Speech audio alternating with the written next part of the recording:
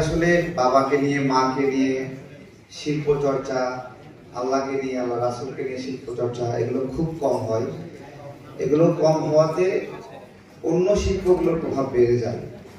আপনাদের কাছে আবেদন যে আপনারা এটা অনেক বেশি বেশি গুরুত্ব দেবেন, এটা দরকার। আমাদের এখানে আমরা যদি সাংস্কৃতিক চর্চাটা সঠিকভাবে না করি তাহলে অপসংস্কৃতি আমাদেরকে দখল করে নিচ্ছে, খেয়ে ফেলছে আমাদেরকে। অশ্লীলতা, বেহায়াপনা এগুলো আমাদেরকে গিলে ফেলছে।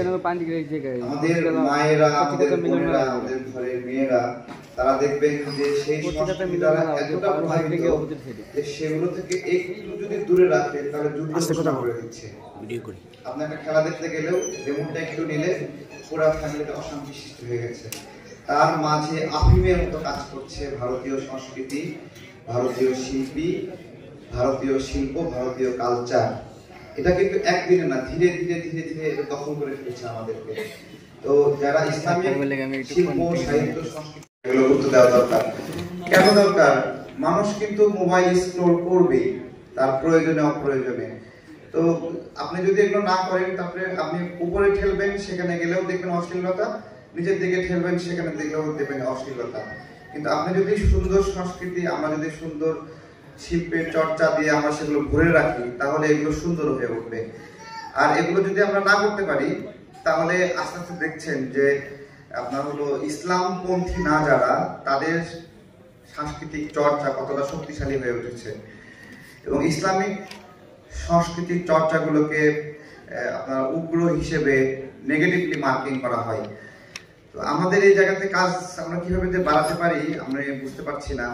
এখানে আপনারা আমাদের কিছু কিছু অনুবাদ হচ্ছে, যখন 2016 সালের দিকে 17 সালের দিকে প্রথম দি রিলিজ আব্দুল একটা সিরিজ আসে বাংলাদেশে, তখন আমরা এটা অনুবাদ নিয়ে কাজ করছিলাম। কিছু কিছু 21 টিভিকে অনুরোধ করার পর তারা শুরু করেছিল, তারপরে এটা অলাভজনক হওয়াতে পরে তারা বন্ধ করে দেয়, পরে আবার এটা অন্য টিভিতে শুরু করে। তো এগুলো এখন আমাদের কিন্তু অনেকখানি আমরা সফলভাবে ইন্ডিয়ান কালচারগুলো কিন্তু ঝাঁটাপেটা করতে পেরেছি।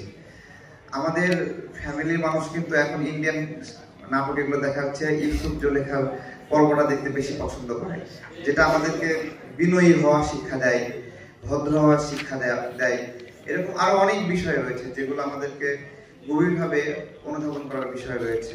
সবাইকে অনেক ধন্যবাদ। আপনাদের যে উদ্যোগ, এই উদ্যোগ আরো বড় হোক, দোয়া করবেন আমার জন্য। আসসালামু আলাইকুম।